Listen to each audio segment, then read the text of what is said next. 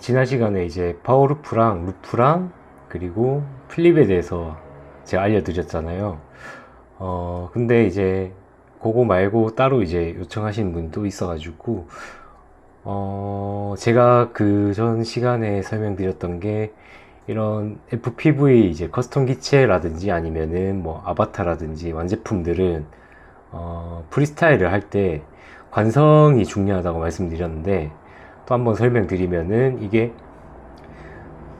보통 이게 카메라 각도가 요 정도 기울어져 있잖아요. 기체가 보이나? 네, 이 정도 기울어져 있는데 얘가 요렇게 가겠죠. 직진이어도 카메라가 정면이면 약간 기울어진 채로 가겠죠.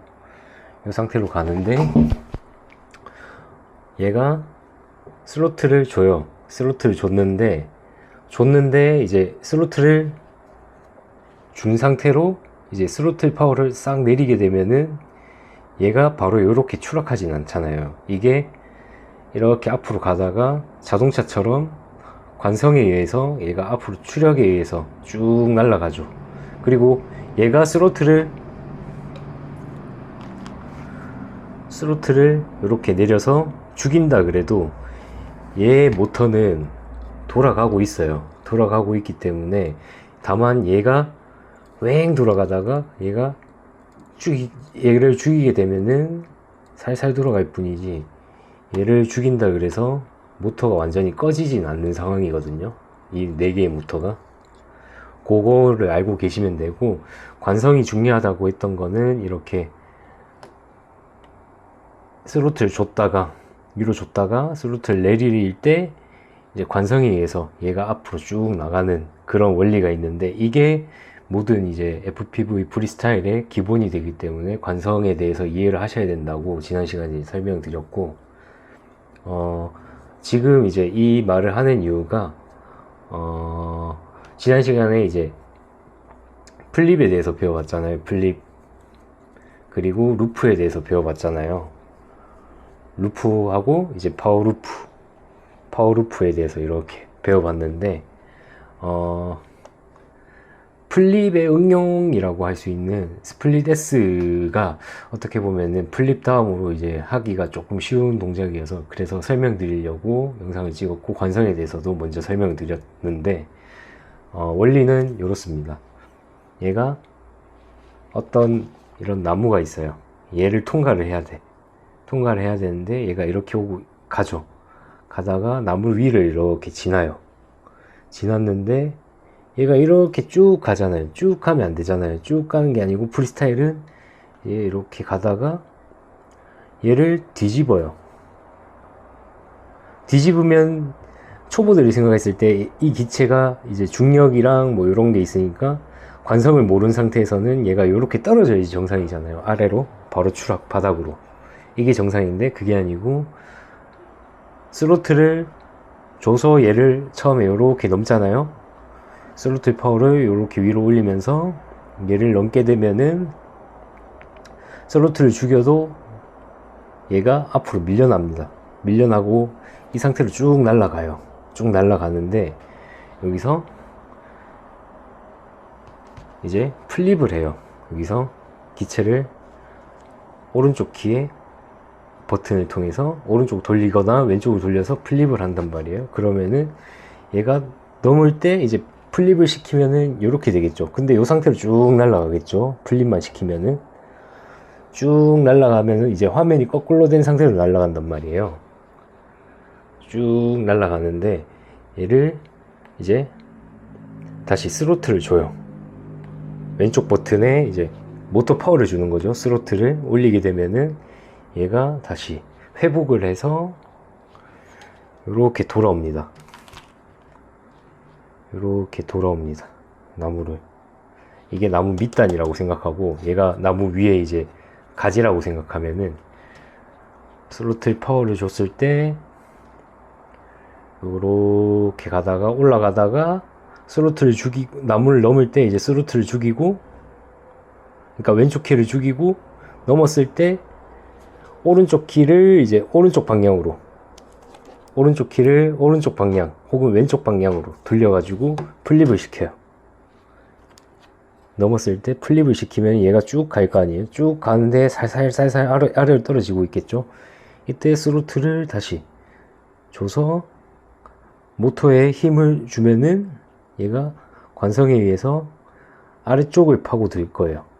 아래쪽을 이렇게 파고드는데 이때 이제 스로틀 양을 요 감각을 아셔야 돼요. 요때 이제 죽이고 플립을 줬을 때 넘어갈 때 스로틀을 올리는데 이 양을 얼마나 줘야 되는지가 이제 땅이랑 지면이랑 추락하는지 아니면 얘를 요렇게 해서 예쁘게 통과하는지 이게 중요한데 이걸 연습을 하셔야 되고 이게 스플릿 S의 기본 동작이에요. 우리가 S를 보면은 S가 이 모양인가? 이게 S잖아요. 아이씨, 카메라가 안 잡히네. S가 메모장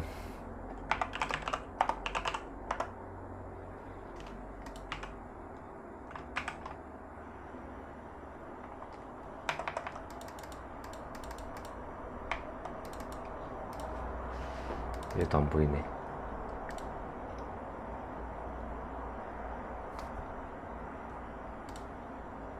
S 72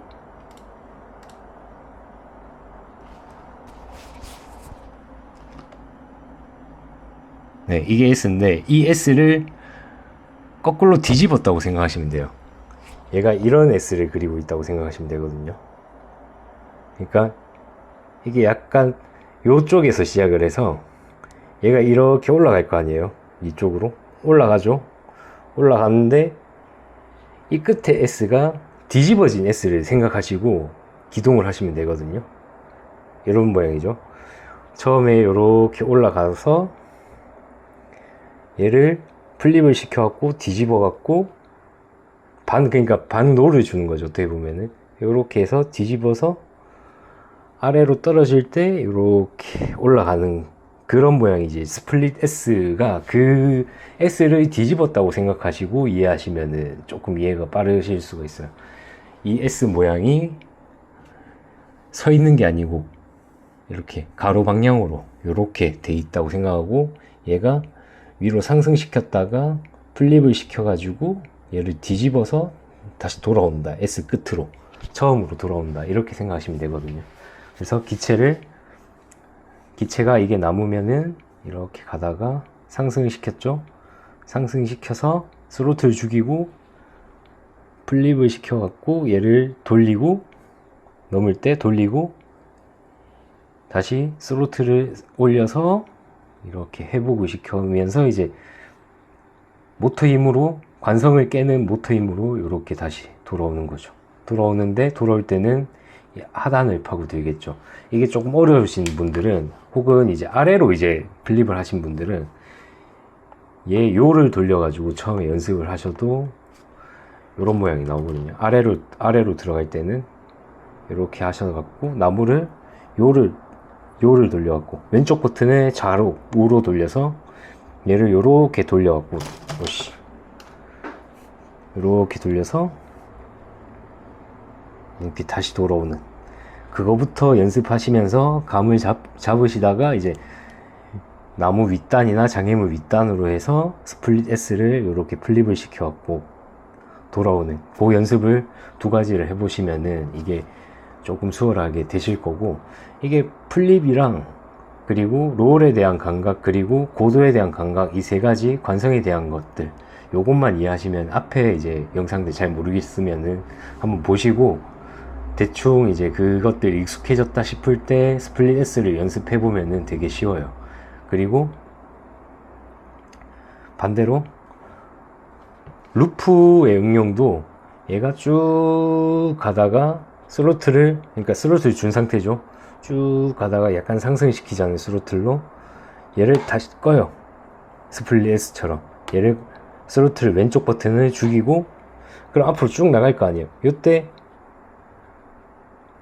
설명이 잘못됐다. 다시 말할게요. 이렇게 쭉 가면서 루프를 시키잖아요. 루프를 시키다가 얘를 죽이고 왼쪽 버튼을 죽이고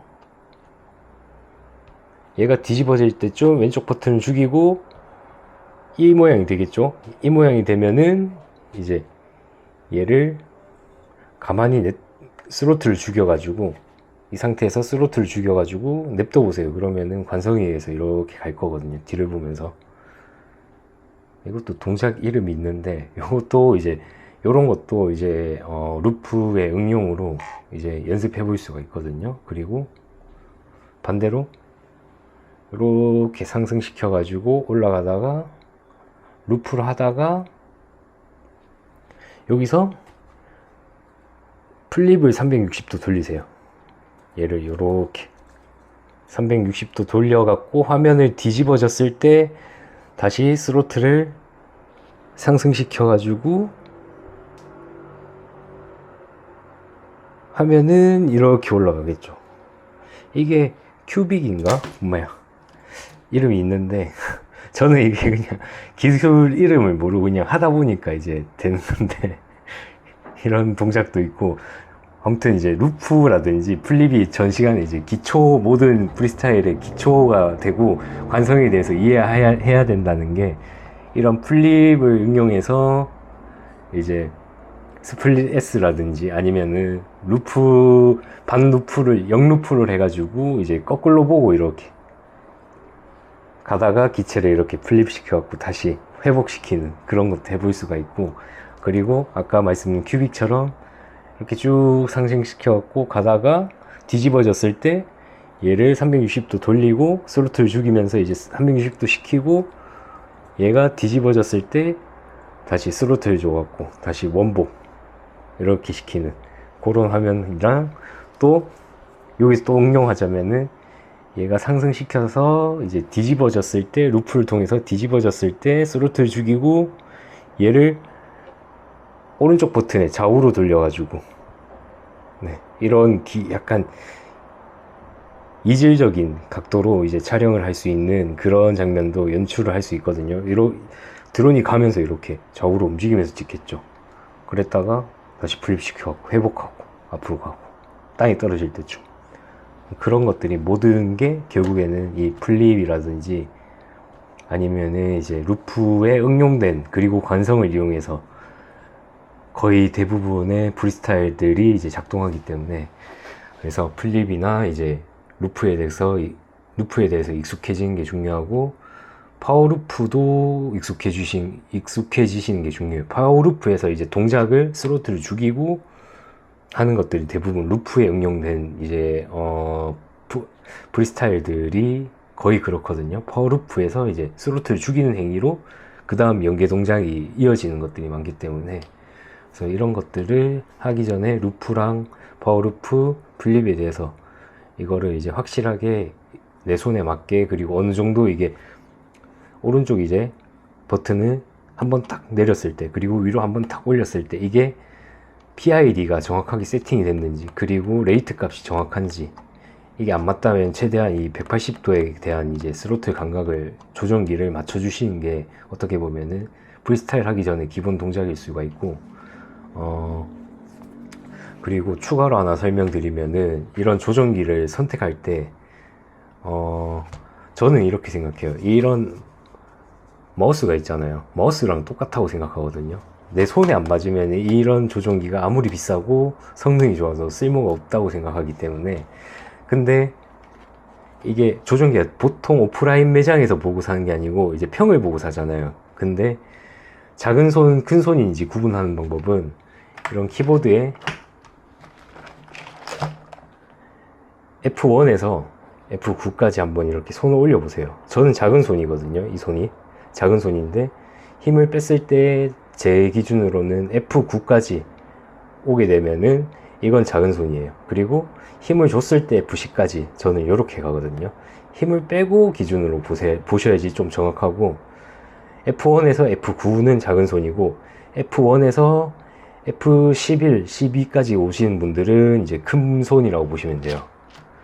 근데 이게 왜 중요하냐면은, 이런 포켓 같은 조종기는 작은 편이잖아요. 작은 편인데 F9까지 온 사람들이 이걸 잡으면은 손이 맞겠죠. 이걸 직접 안 만져도 대충. 근데 이제 F12까지 오는 사람들이 이걸 만지게 되면은 좀 작네 그래서 이제 만족하신 분도 있을 거고, 작은 거에. 근데 반대로 작은 손이 F9까지 온 작은 손이 복서라든지 아니면은 TX12라든지 이런 큰 조종기나 중간급 되는 조종기를 잡았을 때 작은 손들은 이 파지가 굉장히 힘들단 말이에요. 이걸 들고 움직이기에.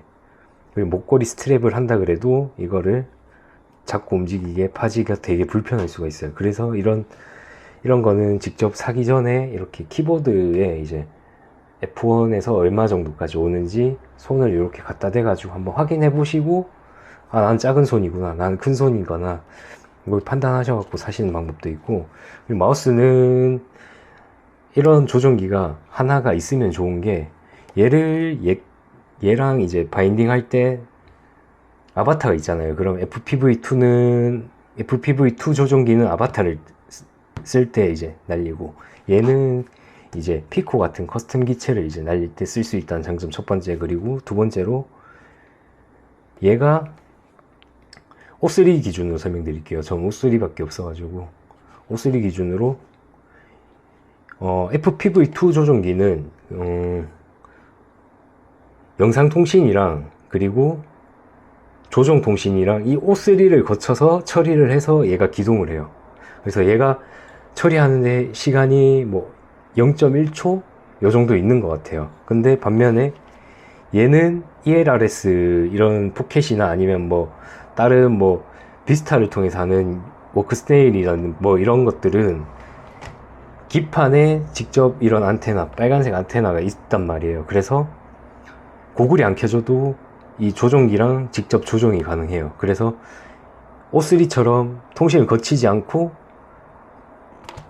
그러니까 직결로 이어지는 거죠. 병렬이 아니고 직결로 이어지다 보니까 얘가 반응 속도가 FPV2보다는 조금 빠른 감이 있어요. 그래서 비교하자면은 사무용 마우스를 쓰다가 이런 이제 G프로라든지 아니면 게이밍 마우스를 쓰는 그런 느낌이 들기 때문에, 그래서 저는 이런 조종기가 있으면은 프리스타일 하기 조금 더 적합하지 않나. 물론 수신 범위가 조금 작긴 하지만, 그래서 이런 조종기도 하나 너무 비싼 거 말고 한 복서라든지 아니면은 복서가 그래도 한 20만원대 하죠.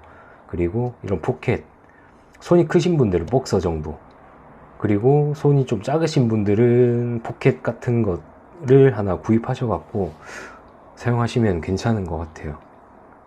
그리고 또 뭐 말씀드리고 싶었던 게 있었는데, 어떻게 보면은 이러면 또 이야기가 길어지나? 아무튼 혹시나 다른 것들이 궁금한 게 있으면은 저한테 물어보시면은 대답해 드릴 수가 있고, 이야기가 좀 길어질 것 같아 갖고 이까지만 하는 게 좋을 것 같고, 책상이 좀 지저분한 거는 제가 포르쉐 레고를 테크니션 조립하다가 이거를 이제 오늘 한번 이제 스플릿 S 응용을 한번 날리는 김에 이제 찍어 보려고 해서 이제 급하게 키느라 정리를 안 해서 그렇고, 얘 할 때 나무에 특히 S 하다 보면 이제 걸릴 수가 있거든요. 너무 나중에 이제 근접해서 나무랑 근접해서 찍는 거에 이제 이쁘게 나오지만 처음엔 조금 멀리서 이렇게 굳이 나무가 없어도 이렇게 연습을 해보시면서 감을 익히는 게 중요한 것 같아요. 그래서 나무에 걸리면 좀 찾기 힘드니까 그런 건 또 제가 책임드리지도 않고 그러니까 플립이랑 이제 그리고 루프에 대해서 먼저 익숙해지고 관성이 어떻게 흘러가는지 이거에 대해서 익숙해진 다음에 이거를 연습해 보시는 걸 추천드려요. 이거 안 되고 나서 이걸 먼저 해보려고 그러면 분명히 사고가 날 거거든요. 꼭 그걸 주의하시고 해봤으면 좋겠습니다. 이상입니다.